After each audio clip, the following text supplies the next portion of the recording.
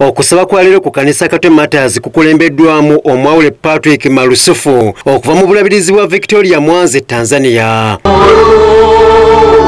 Ono okubulira kwe akwesigamiza ku mbeera n'enneeyisa y'abantu bw'abasabye obutakwatibwa bujja ku bannaabwe. Reverend Patrick okubulira kwe kubadde mu Luswayiri nga kubadde kuvuunulwa omwawule Emmanuel Lutaya. Tukiona hapa kinapungua kwa Kaini hakuwa na maarifa ya Mungu kabisa. Ategeeza bannayuganda nti balina okukola wabula buli kibakola bakikole n'emmeemeemu. Nga tumanyi nti wano weetuli tukolererewo bulungi, tulime ensi yaffe bulungi. Let us till this land. Abasabye okwewala ebikolwa eby'obujja ku bannaabwe kuba ekyatuuka ku Kaini ayogerwako mu Bayibuli naye teyakisiima. Reverend asabye abantu abakola obulungi basiimibwe nga kino kizzaamu amaanyi bannaabwe okukola kye kimu. Nga bwe mulaba Katonda bwe yasiima Abel n'atasiima Kaini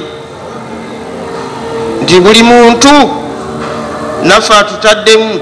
Ye omukubiriza w'ekkanisa eno Nnaalongo Sala Kalyango akalatidde abakulisitaayo okwongera amaanyi mu kusonda ssente za mmotoka y'omubuulizi.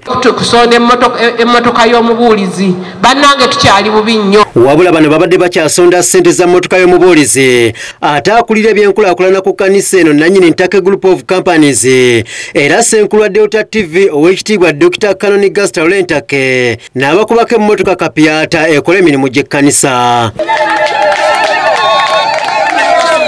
Emmotoka eno nga kika kya Nuwa namba UBM 993B agikwasizza omwawule Emmanuel Lutaya. Abakulisitaayo ne bakuba enduulu ey'akaleekereke.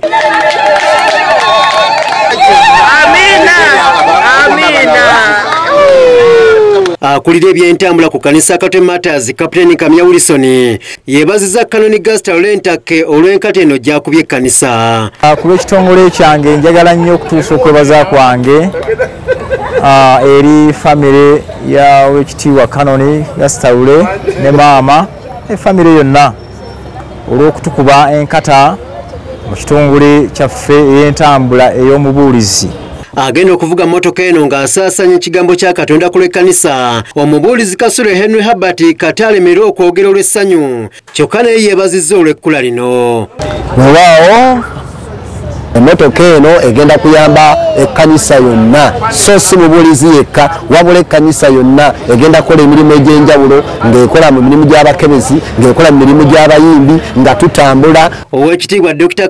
Guster Lule Ntake awaddeyo emmotoka eno mu ngeri y'okwebaza Katonda olw'abo bonna abaamuyirawo omubiri ng'enjogera y'ensangi zino mu mikolo gy'abadde nagyo emabegako wamu ne mu nteekateeka zonna. Twagadde nnyo okwebaza Katonda kubanga twatambuza abantu engendo nyingi, twalina komiti gye twategekanga nayo bise bannange tutuule wamu ffenna twebalize wamu naye nga tusoose mu maaso ga Mukama Katonda. Omutima gwaffe gujjudde kwebaza banne, mwebale nnyo, mwebalire ddala.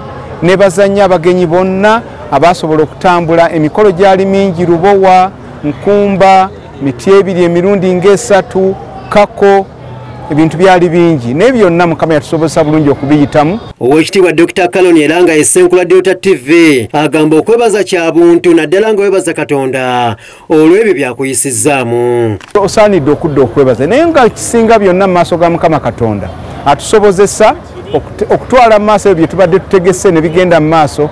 Kale buli muntu yenna yandibadde alina okwebaza olw'ensonga gy'aba atuuseeko. Ono abadde ne mukyala we Edith Lule era nga bano bawadde abakulisitaayo essanyu olw'embeera gye beeyisizzamu mu kkanisa.